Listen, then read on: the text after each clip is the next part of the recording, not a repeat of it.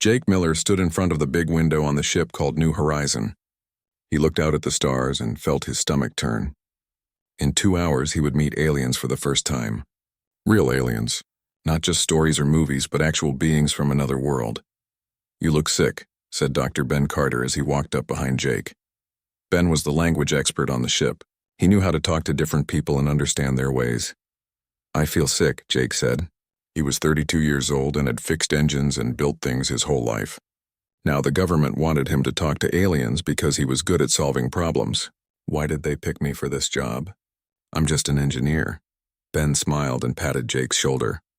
"Because you're honest. You say what you think.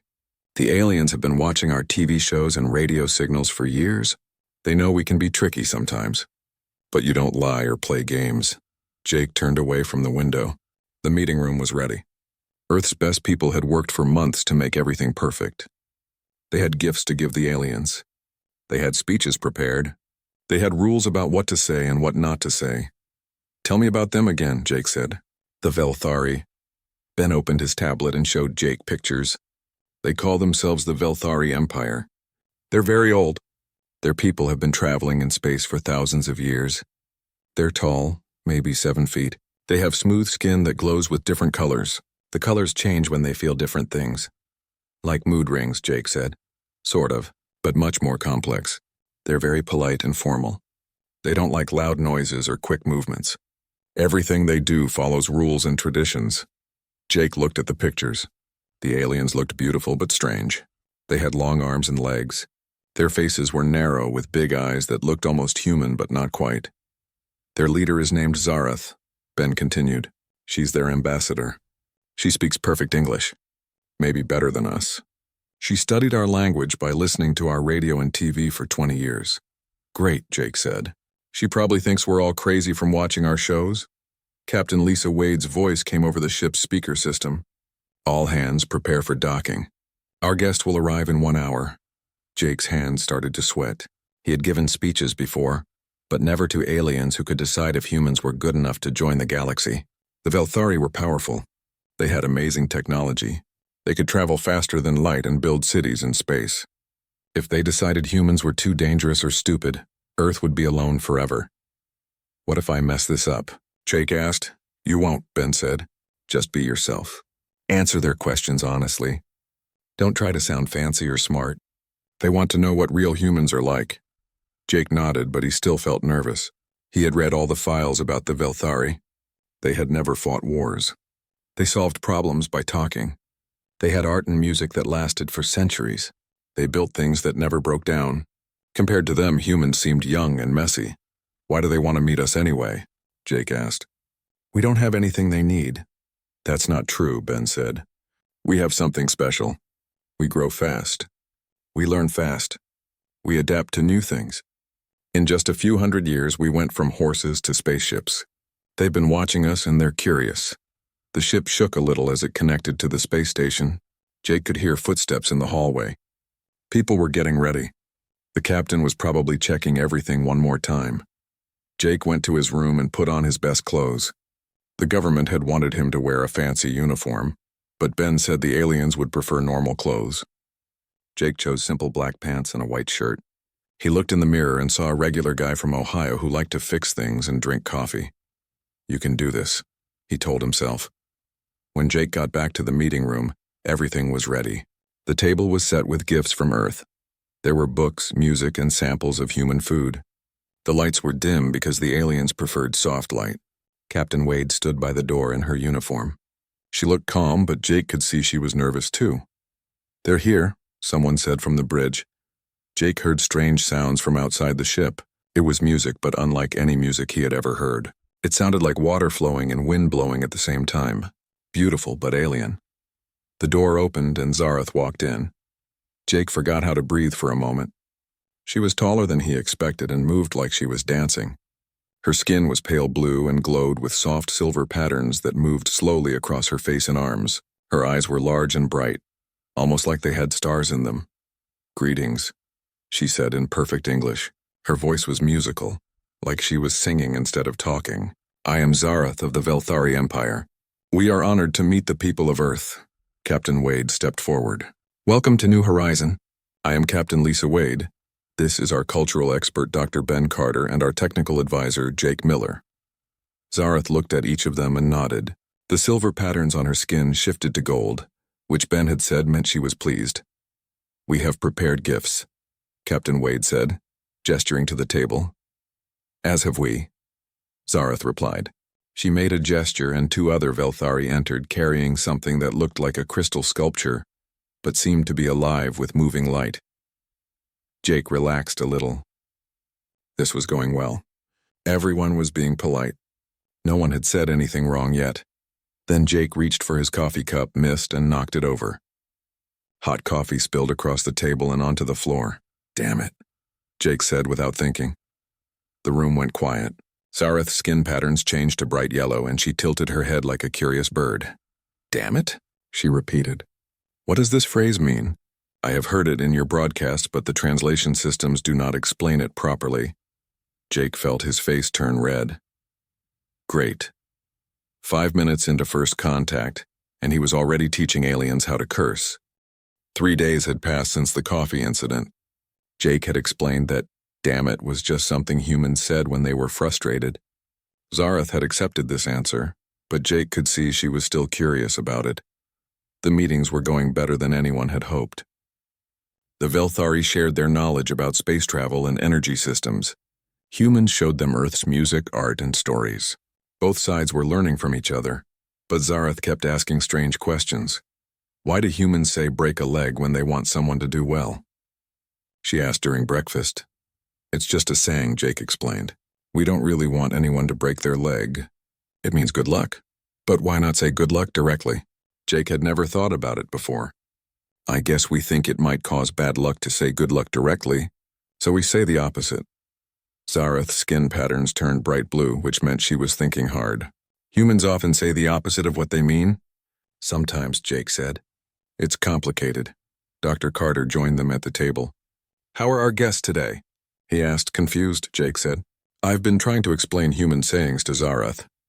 Ah, Ben said. Yes, human language is very different from Velthari. They always say exactly what they mean. No hidden meanings or jokes. Zareth nodded. In our language, each word has one meaning. This makes communication clear and efficient, but human language seems to have many layers. That's because humans are complicated, Jake said with a smile. That afternoon, Jake gave a presentation about human engineering. He talked about how humans had to develop space travel quickly because their sun was starting to change. In a few thousand years, Earth would become too hot for life. We had to haul ass to get off the planet, Jake said during his speech. Sorry, we had to work very fast and very hard. The presentation went well. The Velthari were impressed by how quickly humans had gone from simple machines to spaceships. After the meeting, most people left the room, but Zareth stayed behind. She walked up to Jake, her skin glowing with the soft yellow that meant curiosity. Mr. Miller, she said, may I ask you a private question? Of course, Jake said, cleaning up his papers. You used the phrase haul ass during your presentation. You corrected yourself, but I have heard this word ass many times in human communications. What does it mean? Jake stopped organizing his papers. This was not a question he had expected. Well, it's slang. Informal language? Yes, but what does it mean? Zareth asked. In your presentation, you used it to mean working fast. But I have heard it used in many different ways. Get your ass over here. Kick ass. Piece of ass. The contexts suggest very different meanings. Jake felt his face get hot. How do you explain to an alien ambassador that humans have a word that can mean buttocks, donkey, person, effort, or a dozen other things depending on how you use it? It originally means the rear end of a person or animal, Jake said carefully. Zareth's patterns shifted to bright blue again. But in your presentation, you said humans had to haul ass to develop space travel. This suggests the meaning is not simply anatomical. Jake realized he was in trouble. Zareth was too smart to accept a simple answer. She had been studying human language for 20 years. She knew there was more to it. You're right, Jake admitted. It has many different meanings depending on how you use it. Can you explain these meanings? Zareth asked. Jake looked around the room. They were alone. Captain Wade would probably have a heart attack if she knew Jake was about to give an alien ambassador a lesson in human profanity. Well, Jake began slowly, when we say haul ass, we mean to move very quickly. When we say work your ass off, then we mean to work extremely hard. When we say kick ass, we mean to fight well or do something very successfully. Zareth listened carefully. So this word can mean speed, effort, and success? Among other things, yes. What are the other things? Jake wished Dr. Carter was here to help him. It can refer to a person, like when we say get your ass over here, we mean come here quickly. It can mean the whole person sometimes. Fascinating, Zareth said. One word with so many applications, but I sense there is more. The way humans use this word suggests it carries emotional weight beyond its literal meanings. Jake stared at her. She was exactly right, but he had never thought about it that way before. The word ass wasn't just slang. It was a window into how humans thought and felt. You're very observant, Jake said. It is my job to understand your species, Zareth replied. I have noticed that humans use certain words when they are under stress or facing difficulty. This word appears frequently in such contexts. Jake nodded. We do tend to use stronger language when things get tough. Why? It was such a simple question, but Jake had never really considered it before.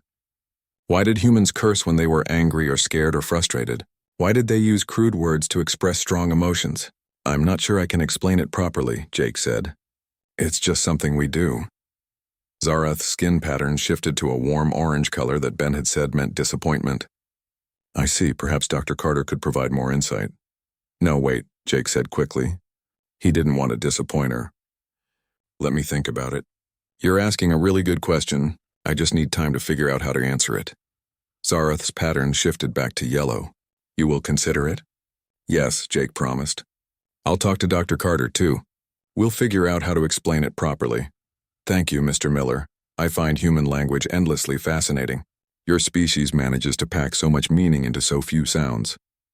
As Zareth left the room, Jake sat down in his chair and rubbed his head. How do you explain to an alien that humans curse because it makes them feel better? How do you tell a sophisticated being from an advanced civilization that sometimes humans need to say bad words to deal with life? He had promised Zareth an answer, and he was going to give her one. But first he needed to understand the question himself. Why did humans talk the way they did? What did their language say about who they were as a species? Jake had a feeling this was going to be more complicated than explaining how to build a spaceship. Jake found Dr. Carter in the ship's library, reading reports about Velthari culture. Jake sat down across from him and sighed. I need your help, Jake said. Ben looked up from his tablet. What's wrong?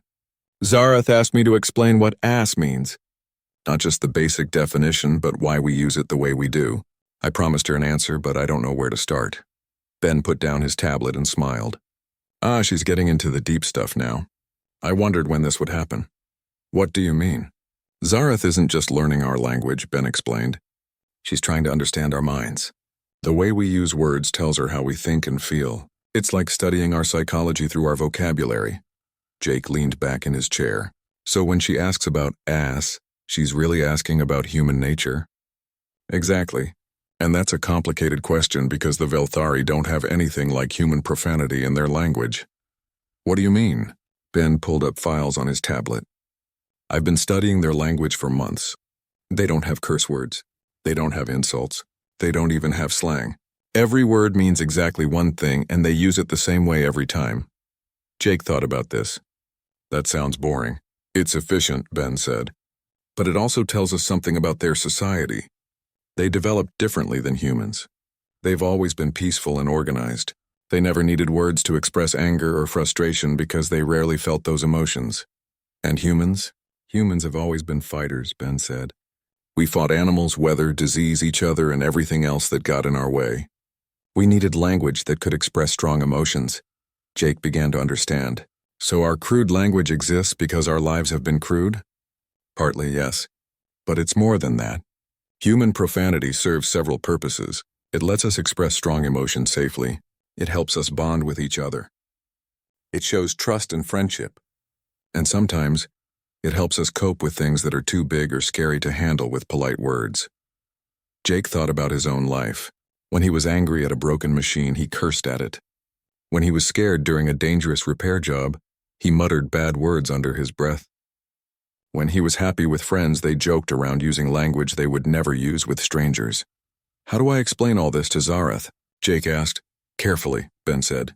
Remember, she comes from a society where everyone is always polite and proper. The idea that we use crude words to show friendship might seem very strange to her. The next day, Jake met with Zareth in a quiet room. Her skin was glowing with soft blue patterns, which meant she was ready to learn. Mr. Miller, she said, have you considered my question about human language?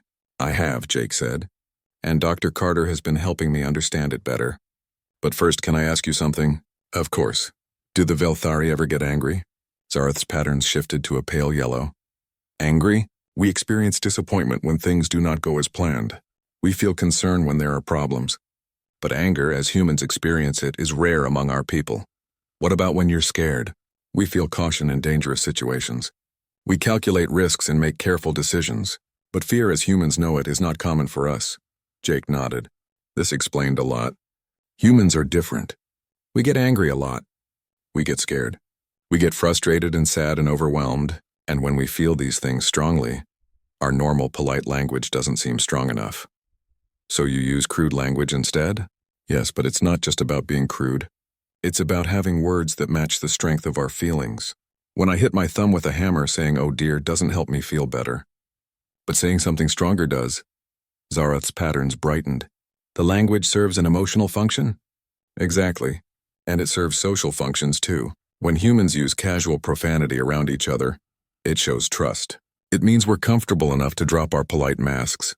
Interesting. So the word ass in different contexts serves different psychological needs? Jake was impressed by how quickly she understood. Yes. When I said we had to haul ass to develop space travel, I was using strong language to show how urgent and important the work was. Normal language didn't feel strong enough for what humans accomplished. And the other uses of this word? Jake took a deep breath. When we say work your ass off, we mean working so hard that you sacrifice everything for the goal. When we say kick ass, we mean fighting or competing with everything you have. When we say get your ass over here, we're being urgent but also informal and friendly. Zareth was quiet for a moment, her patterns cycling through different colors. So this one word can express effort, urgency, friendship, and determination? Yes, and more. Humans pack a lot of meaning into simple words. But why this particular word? Why not choose something else? Jake had been wondering about this himself. I think it's because the word is a little bit shocking. It gets attention. It makes people notice what you're saying. And sometimes when you're trying to express something really important, you need people to pay attention. Fascinating, Zareth said. Your species uses mildly offensive language to emphasize important communications. I never thought of it that way, but yes. Zareth was quiet again, thinking. Then she asked, are there other words like this in human language? Jake almost laughed. Many, many others. Humans have been developing colorful language for thousands of years. Could you teach me more? Jake hesitated. Teaching an alien ambassador to curse seemed like a bad idea. But she was genuinely curious, and understanding human language was part of her job. Maybe some of the milder ones, Jake said. Over the next hour, Jake carefully explained other common human expressions. He told her about damn and hell and crap. He explained how tone and context changed meaning. He showed her how humans could use the same word to express anger, excitement, surprise, or friendship. Zareth absorbed everything like a student studying for the most important test of her life. Her skin patterns shifted constantly as she processed new information. Your language is like a tool with many different uses, she said finally. That's a good way to put it. Jake agreed. And it reflects something important about human psychology. What do you mean? Zareth's pattern settled into a steady gold glow. A species that develops such flexible emotional language must be very adaptable. You create words to handle any situation, any feeling, any challenge. This suggests that humans can adapt to anything. Jake had never thought about human swearing as a sign of adaptability. But Zareth was right. Humans did create language tools for every situation they encountered. I think you understand us better than we understand ourselves sometimes, Jake said. Perhaps, Zareth replied, but I still have much to learn. Human language is far more complex than we expected. As Jake left the meeting, he realized that Zarath's curiosity about human language was changing how he thought about his own species. Maybe humans weren't just crude or simple. Maybe their way of talking showed something deeper about who they were and how they survived in a difficult universe. The trade talks had been going on for 6 hours, and Jake could see everyone was getting tired. Representatives from both species sat around a large table, trying to work out agreements about sharing technology and resources. The Velthari wanted to be very careful about every detail. They had rules and procedures for everything. Every sentence had to be translated perfectly. Every agreement had to be written down exactly right. Captain Wade was getting frustrated. Jake could see it in the way she tapped her fingers on the table. Dr. Carter kept checking his watch. Even the other human diplomats were starting to shift in their chairs. Admiral Kexlar, the Velthari military leader, spoke in his formal way. We must consider the long-term implications of sharing our faster-than-light technology with a species that has only recently achieved space travel. We understand your concerns, Captain Wade said, trying to stay polite. But humans have proven we can handle advanced technology responsibly. Have you? Admiral Kexlar asked. His skin patterns were a cold blue color that Ben had said meant doubt. Your species still fights wars. You damage your own planet. You use crude language and violent entertainment. Perhaps you are not ready for the responsibilities that come with advanced technology. The room went quiet. Jake felt his anger rising. Here was this alien, sitting in judgment of the entire human race, calling them too primitive for the galaxy. Captain Wade's voice was tight when she spoke. Admiral, I think there may be some misunderstandings about human culture. Are there? Admiral Kexlar continued. We have observed your broadcasts for decades. We see violence, chaos, and primitive behavior. Even in these formal meetings, your people use inappropriate language and show emotional instability. Jake knew the Admiral was talking about him and his curse words. His face got hot with embarrassment and anger. Zarath, who had been quiet during most of the meeting, spoke up. Admiral Kexlar, I believe we may be misinterpreting what we observe about human behavior. How so, Ambassador? I have been studying human language and culture more closely. Their use of informal language and emotional expression may not indicate primitiveness. It may indicate something else entirely. Admiral Kexlar's skin patterns shifted to a suspicious yellow. What do you suggest it indicates? Jake could see that Zarath was trying to help, but she didn't have all the pieces yet. She understood that human language was complex, but she hadn't grasped what it really meant about human nature. The Admiral continued his criticism. A truly advanced species would have evolved beyond the need for crude expression and emotional outbursts. They would communicate with clarity and precision like civilized beings, that was it. Jake had heard enough. He stood up from his chair and everyone looked at him. Captain Wade's eyes went wide with warning, but Jake didn't care anymore. Admiral, Jake said, you want to know what human language really means? You want to understand why we talk the way we do? I'll tell you. Jake, Captain Wade said quietly, maybe we should take a break. No, Jake said. The Admiral thinks we're primitive because we say ass and damn, and other words that don't translate into his perfect language.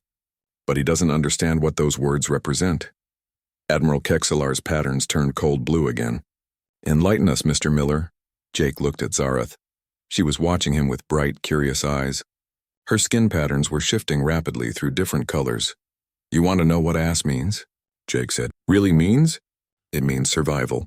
It means humans have never given up, no matter how bad things got. He started pacing around the room. All the formal diplomatic rules were forgotten now. When humans were weak and small and giant predators wanted to eat us, we said, let's kick some ass, and we fought back with sticks and rocks. When diseases killed millions of us, we said, we're going to beat this thing's ass, and we invented medicine. When our planet tried to freeze us or burn us or drown us, we said, screw this, and we built shelters and cities. Jake turned to face Admiral Kexlar directly. When we figured out that our sun was going to kill us eventually, we didn't give up and die. We said we need to haul ass and get off this planet, and in just a few hundred years we went from horse-drawn carts to faster-than-light travel. The room was completely silent. Even the Velthari translators had stopped working. Every time the universe tried to kill us, we cursed at it and fought back. Jake continued.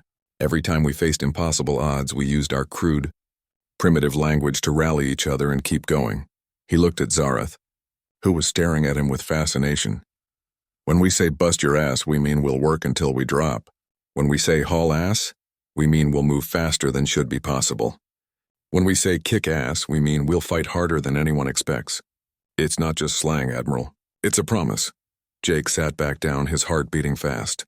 You think our language makes us primitive? Our language is proof that we never quit. A species that can turn profanity into battle cries, that can find humor in horror, that can bond through shared irreverence. That's not primitive. That's survival. Admiral Kexlar was very quiet. His skin patterns had shifted to a deep purple that none of the humans had seen before. Zarath spoke softly. Mr. Miller, are you saying that human crude language is actually a form of psychological armor? Yes, Jake said. Exactly. When something is too scary or too big or too painful to face with polite words, we give it a rude name and attack it anyway. We rob our fears of their power by refusing to take them seriously. Fascinating, Zarath whispered. Her skin was glowing brighter than anyone had ever seen. Dr. Carter leaned forward. Jake's right. Human humor and irreverence aren't signs of disrespect. They're coping mechanisms. They're how we stay sane and keep fighting when everything goes wrong. Admiral Kexler finally spoke. You are suggesting that what we interpreted as primitiveness is actually a form of psychological resilience? More than that, Jake said. It's a weapon. When we face something that should destroy us, we make jokes about it, we curse at it, and we keep going. You've been peaceful for thousands of years, Admiral. You've never had to develop that kind of mental toughness. Zarath's patterns were cycling through gold and silver now, and this linguistic flexibility indicates adaptability in other areas as well. Everything about humans is flexible, Jake said. Our language, our culture, our technology, our thinking. We adapt to anything because we have to. We've been doing it for millions of years. Admiral Kexlar was quiet for a long time. His purple pattern slowly shifted to a thoughtful blue. Perhaps, he said finally, we have misunderstood what we were observing. Jake sat back in his chair, surprised by his own outburst. He had just lectured an alien admiral about the philosophical meaning of human profanity. Either he had just saved the negotiations or he had destroyed them completely. But when he looked at Zarath, she was practically glowing with excitement. She finally understood what she had been trying to figure out all along. Human crudeness wasn't a flaw. It was a feature. 3 weeks had passed since Jake's outburst in the meeting room. At first, he thought he had ruined everything. Admiral Kexler had asked for a break that lasted 2 days. The Velthari spent that time talking among themselves in their musical language, while the humans waited nervously. But when the meeting started again, something had changed. Zarath approached Jake in the ship's dining area. Her skin patterns were bright gold, which he had learned meant excitement and happiness. Mr. Miller, she said, may I join you? Of course, Jake said, moving his breakfast tray to make room. Zarath sat down gracefully. I wanted to thank you for your explanation the other day. It has helped our council understand something very important about humanity. Oh? Jake tried to sound casual, but he was nervous. What's that? We have been looking at human behavior through the wrong lens, Zarath explained. We saw chaos where there is actually organized flexibility. We saw primitiveness where there is actually sophisticated adaptation. Jake took a sip of his coffee. And that's good? Very good. You see, the Velthari Empire has been facing a problem for the past century. There is another species in a distant galaxy that has been expanding aggressively. They call themselves the Devourers. They consume planets and destroy civilizations. Jake felt a chill. How long until they reach this galaxy? Perhaps 1,000 years. Not long in galactic terms. We have been trying to develop defenses, but our thinking is too rigid. We approach problems the same way we have for millennia. We need allies who can think differently. And you think humans can help? Zarath's patterns shifted to silver, which meant certainty. I believe humans are exactly what we need. A species that can adapt to anything, that refuses to give up no matter how bad things get, that can find humor in horror. Such a species might find solutions we cannot imagine. Jake smiled. So our weird human nature is actually useful? More than useful. Essential. After your speech, Admiral Kexlar spent days reviewing human history. He studied your wars, your disasters, your achievements.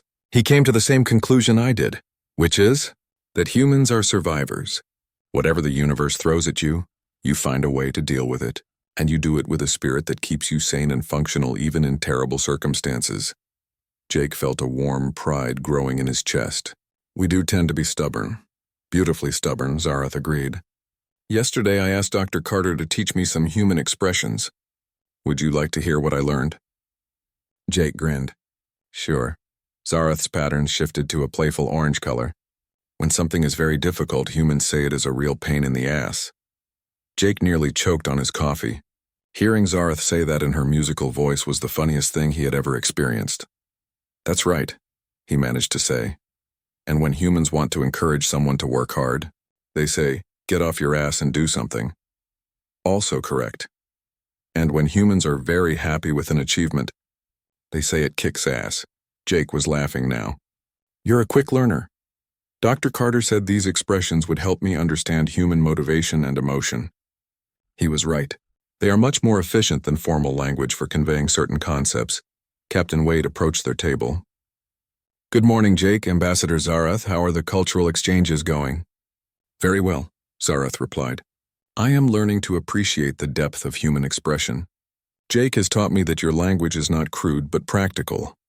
I'm glad to hear it, Captain Wade said, because we just received some good news. The Velthari Council has voted to approve the alliance proposal.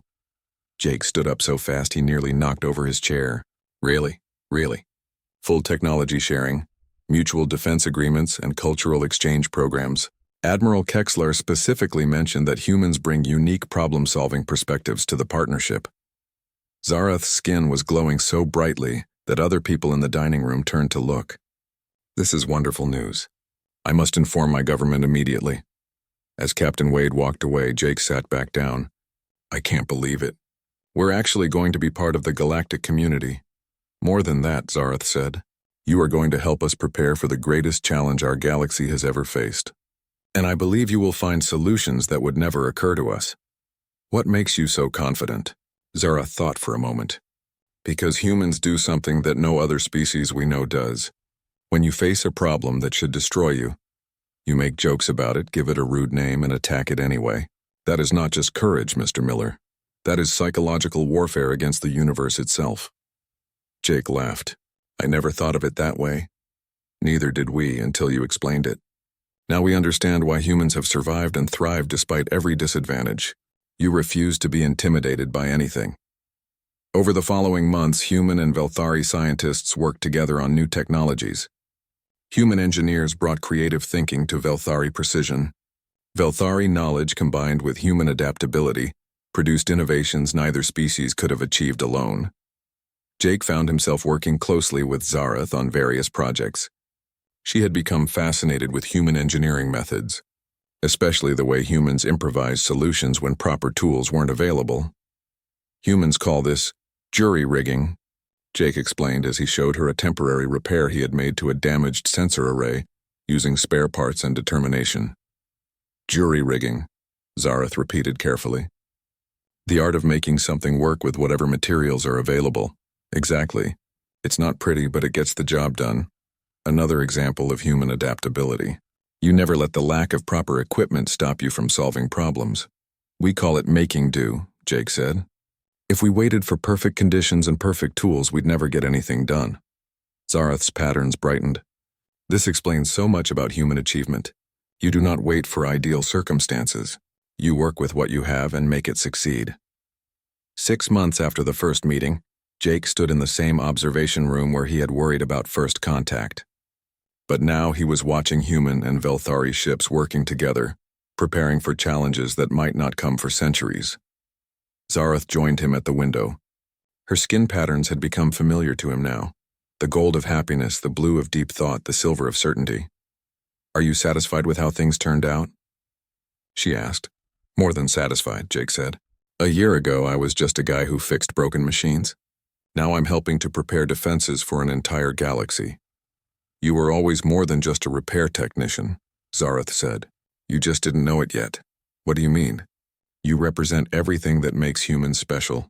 Your honesty, your adaptability, your refusal to give up, your ability to find humor in difficulty. These are not common traits in the galaxy. Jake smiled. And our colorful language? Zareth laughed, a sound like musical water that Jake had grown to love. Especially your colorful language. Do you know what I told the Velthari Council in my final report? What? I told them that any species that can turn profanity into poetry, that can make curse words into rallying cries, that can bond through shared irreverence, such a species will find a way to defeat any enemy, solve any problem, and survive any catastrophe. Jake felt that warm pride again. And they believed you? They believed the evidence. Human history speaks for itself. Your species has faced extinction dozens of times, and every time you have said in your own crude but effective way, "Not today," and found a solution. They stood together in comfortable silence, watching the mixed fleet of human and Velthari ships. Jake thought about the strange journey that had brought him here. From a simple question about the meaning of a crude word to an alliance that might save the galaxy. "Zarath," he said, "can I teach you one more human expression?" Of course. When humans accomplish something they're really proud of, something that seemed impossible, they sometimes say, "We kicked ass." Zarath's patterns shifted through several colors before settling on bright gold. "We kicked ass," she said carefully. "Exactly. And you know what? I think that's exactly what we're going to do."